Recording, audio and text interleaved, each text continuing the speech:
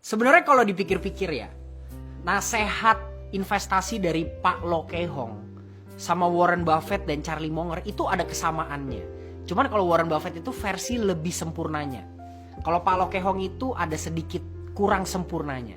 Nah, kurang sempurnanya di mana? Sini gue kasih paham.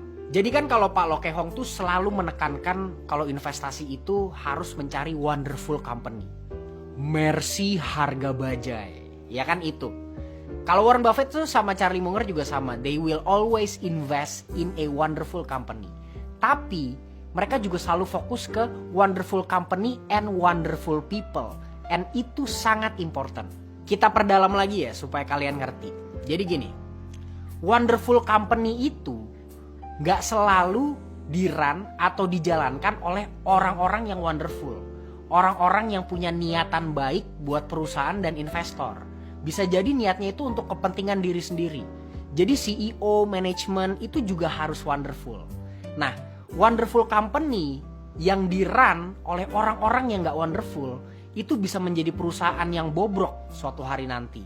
Sementara perusahaan-perusahaan yang jelek, perusahaan-perusahaan yang sampah, tapi dikelola oleh orang-orang yang wonderful, manajemen-manajemen yang kompeten, suatu saat itu akan menjadi wonderful company. Gue kasih lu contoh ya, tapi contoh ini sekarang maksudnya sudah mulai opini pribadi gue, analisa gue pribadi ya. Jadi disclaimer on ya, jangan kalian telan mentah-mentah, ini pendapat gue. Contohnya wonderful company yang gak di-run oleh wonderful people tuh apa? Contohnya Bumi ya, Bumi Resource. Perusahaan itu bagus atau enggak? Bagus banget ya. Kalau kita bicara reserve-nya ya, batubara, kualitas batubaranya bagus. Itu tambang open pit terbesar di dunia, bisa dibilang di Indonesia. Sebenarnya kalau lu lihat dari di atas kertasnya, perusahaan itu tuh wah, jauh lebih bagus daripada Adaro. Cuman kenapa kok dari dulu rugi terus? Ya menurut gua karena itu rugi by design. Karena memang ada niatan oleh manajemennya itu membuat seakan-akan perusahaan itu nggak bagus. Ini opini gue, tapi menurut gue itu fakta yang gue temukan. Contoh wonderful company run by wonderful people itu adalah BFIN atau BFI Finance. Gue tahu karena gue melakukan analisa, gue ngikutin perusahaan ini udah lama. Perusahaan ini dari awal dia IPO sampai sekarang setiap kuartal tidak pernah mencatatkan kerugian.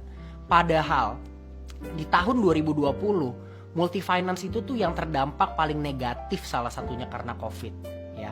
Dan BFIN ini bukan perusahaan multifinance terbesar, tapi manajemennya punya niatan baik ya, punya pemikiran untuk cari solusi gimana perusahaan gue bisa survive, dan akhirnya dia melakukan sebuah dobrakan yang luar biasa. Dan waktu COVID BFIN itu nggak rugi. Itu gimana dampak dari wonderful people mengelola perusahaan dengan niatan yang luar biasa baik. Jadi investasi saham itu jebakan Batman-nya tuh banyak banget. Banyak sekali perusahaan-perusahaan yang kelihatannya wonderful, valuasinya murah, tapi memang mayoritas murahan. Kenapa? Karena nggak dikelola oleh orang-orang yang luar biasa, orang-orang yang wonderful.